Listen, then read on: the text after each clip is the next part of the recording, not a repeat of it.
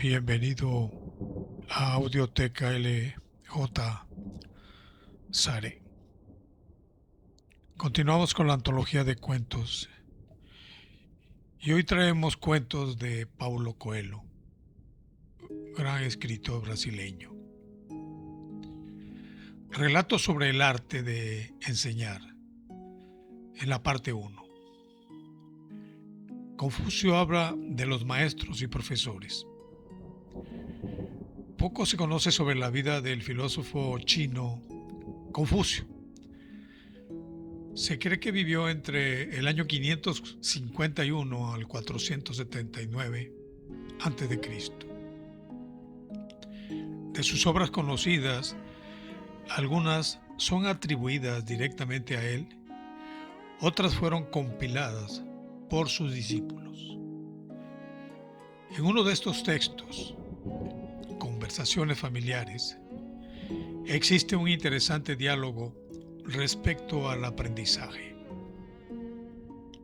Confucio se sentó para descansar y pronto los alumnos empezaron a hacerle preguntas. Aquel día el maestro estaba bien dispuesto y decidió responder. Usted consigue explicar muy bien todo lo que siente. ¿Por qué no va hasta el emperador y habla con él?, dijo uno de los discípulos. El emperador también hace bellos discursos, dijo Confucio. Y los bellos discursos son apenas una cuestión de técnica. Ellos no traen consigo la virtud. Entonces envíele sus libros de poemas. Los 300 poemas allí escritos pueden ser resumidos en una sola frase: piensa correctamente. Este es el secreto. ¿Qué es pensar correctamente? Es saber usar la mente y el corazón, la disciplina y la emoción. Cuando se desea una cosa, la vida nos guiará hacia ella, mas por caminos inesperados. Muchas veces nos dejamos confundir porque estos caminos nos sorprenden y entonces creemos que estamos yendo en la dirección equivocada. Por eso yo dije, déjate llevar por la emoción, pero siempre mantén la disciplina de seguir adelante. ¿Y usted hace eso?, cuestionó el discípulo. A los 15 años comencé a aprender. A los 30 pasé a tener la certeza de lo que deseaba. A los 40 las dudas retornaron.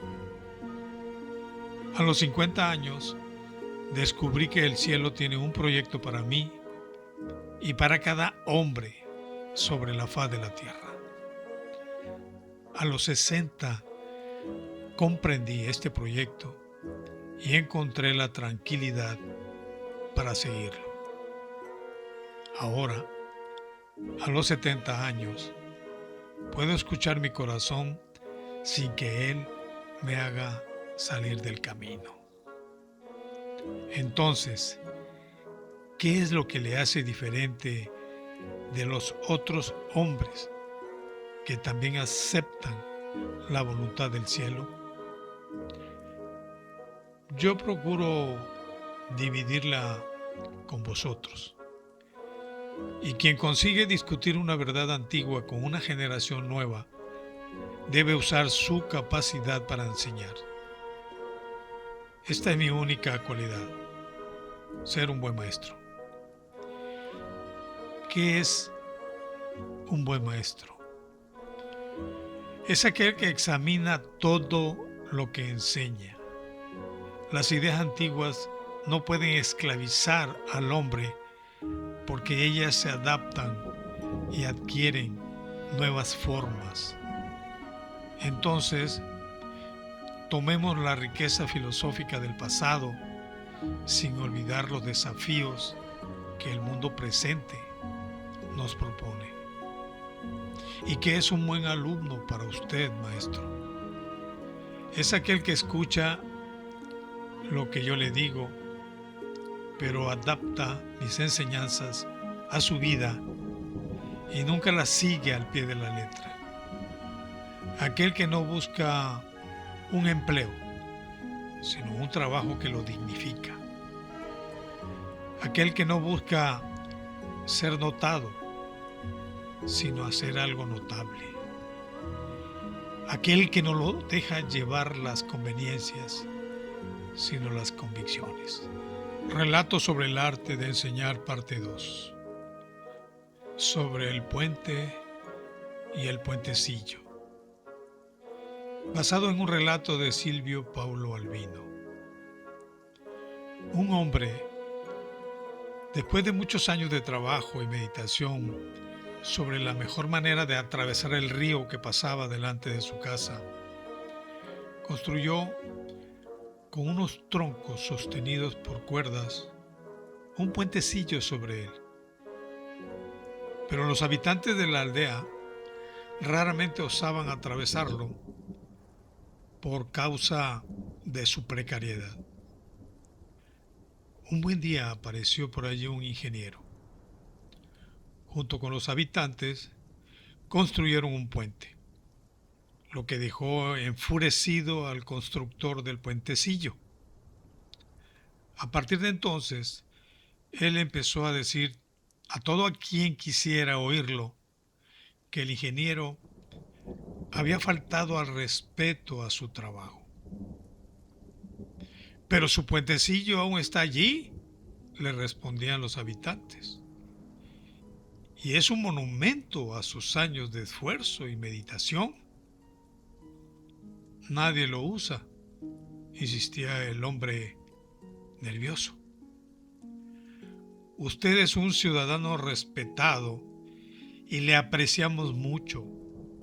Solo que la gente encuentra el puente más bello y útil que el puentecillo. ¿Qué se le va a hacer? Pero ese puente está cruzando mi río». «Pero, señor, a pesar de todo el respeto que sentimos hacia su trabajo, debemos decirle que el río no es suyo. Puede ser atravesado a pie, por barco, a nado, de la manera que queramos. Y si las personas prefieren cruzarlo por el puente, ¿por qué no se ha de respetar su deseo?».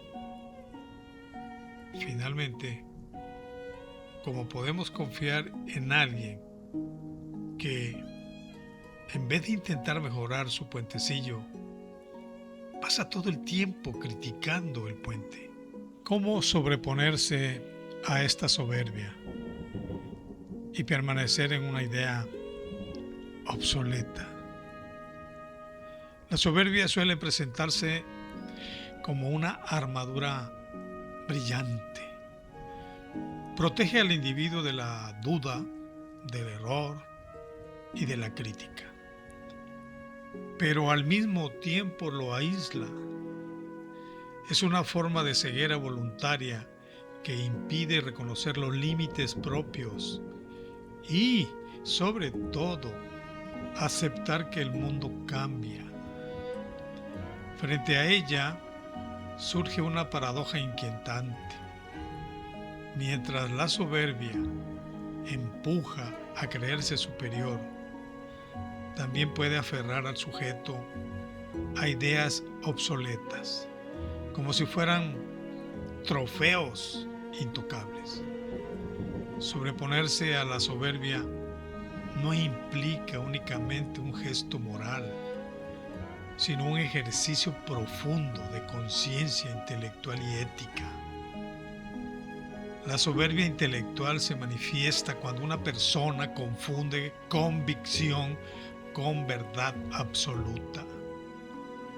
En este estado, las ideas dejan de ser herramientas para comprender la realidad y se convierten en dogmas.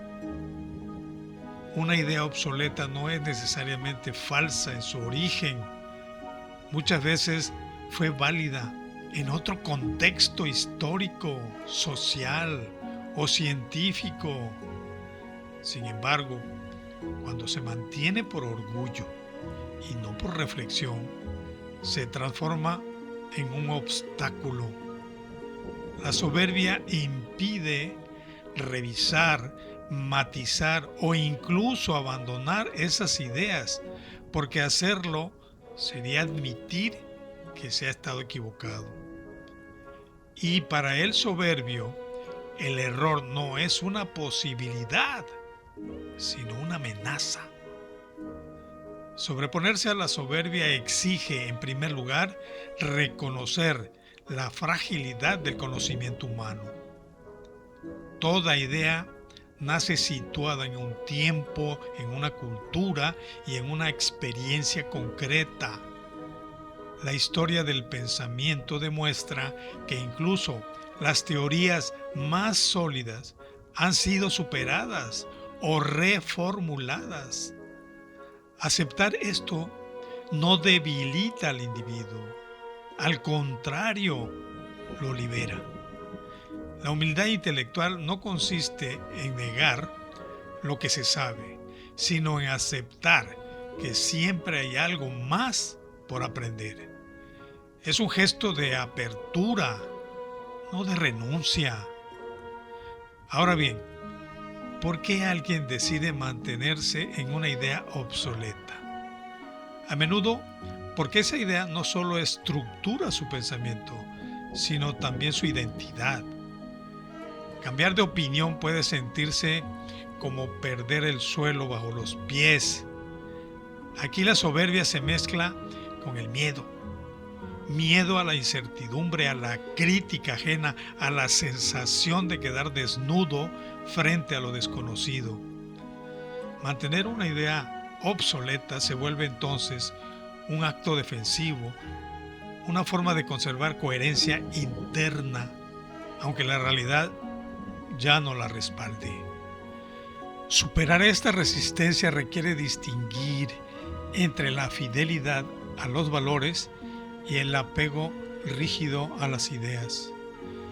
Los valores pueden permanecer, incluso fortalecerse, mientras las ideas que los expresan cambian.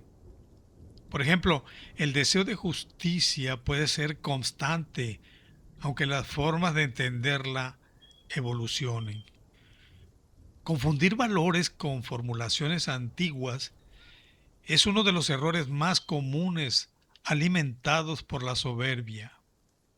Quien se aferra a una idea obsoleta cree defender principios, cuando en realidad defiende su propio orgullo. Otro paso fundamental es escuchar activamente al otro. La soberbia convierte el diálogo en un monólogo disfrazado. Se escucha solo para responder, no para comprender. Sobreponerse a ella implica aceptar que el otro puede tener razón, o al menos una parte de ella. El diálogo auténtico no busca vencedores, sino comprensión. En este proceso, las ideas obsoletas suelen resquebrajarse, no por imposición, sino por contraste con nuevas perspectivas. Finalmente, es necesario asumir que cambiar de idea no es traición, sino madurez. El pensamiento vivo se transforma, se corrige y se reinventa. Permanecer deliberadamente en una idea obsoleta por soberbia equivale a congelar la propia capacidad crítica. En cambio, quien se permite revisar sus creencias se mantiene intelectualmente activo y éticamente responsable. La verdadera fortaleza no está en no cambiar nunca, sino en saber por qué se cambia. En conclusión, sobreponerse a la soberbia es un acto de valentía interior. Implica renunciar a la comodidad del dogma y aceptar la intemperie del pensamiento crítico. Mantenerse en una idea obsoleta puede dar una falsa sensación de seguridad, pero empobrece el espíritu y limita el entendimiento del mundo.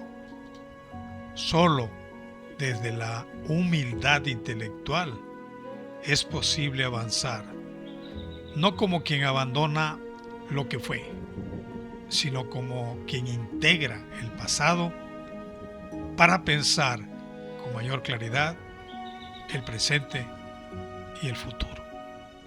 Hemos concluido el episodio.